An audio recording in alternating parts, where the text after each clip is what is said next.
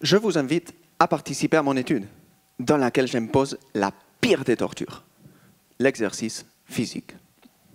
Celui-ci déclenche l'activation des gènes à travers les mécanismes épigénétiques.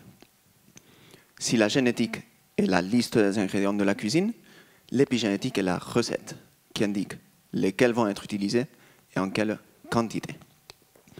L'épigénétique demande des efforts intenses. Alors dans mon étude, je vais vous demander de sprinter. Vous devrez tout donner. Pour augmenter la difficulté, les sprints s'enchaîneront sans récupération. Vous allez finir bien essoufflé. Vraiment, car je vais aussi vous amener à 4000 mètres d'altitude pour que vous manquiez d'oxygène. Je vous assure que vous allez transpirer. D'ailleurs, je vais vous encourager à le faire en utilisant un sauna. Ma torture préférée reste cependant le garrot, qui prive les muscles d'oxygène. Ça fait juste un peu mal aux jambes. Qui veut participer? Levez la main. Allez, faites-le pour la science. Finalement, l'exercice n'est pas la pire des tortures. On peut toujours le combiner à des stress supplémentaires pour le rendre encore plus dur. Quel est l'intérêt? Améliorer les effets de l'entraînement en sélectionnant les bons gènes, c'est-à-dire en trouvant la meilleure recette épigénétique. Lors d'une expédition en Himalaya, non, ça c'est la montagne du Toblerone.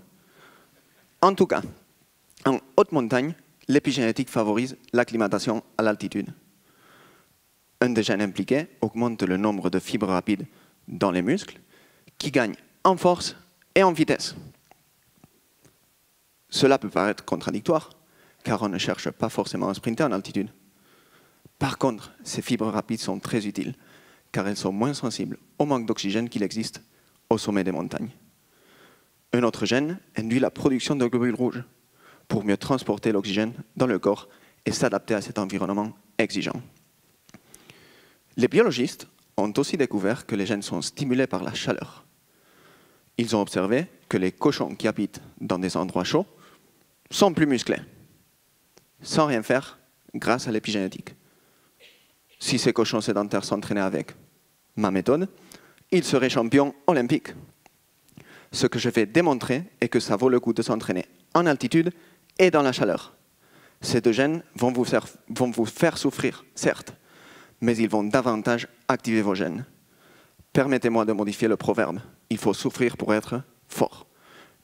Comme le dit la devise olympique, plus vite, plus haut, plus fort.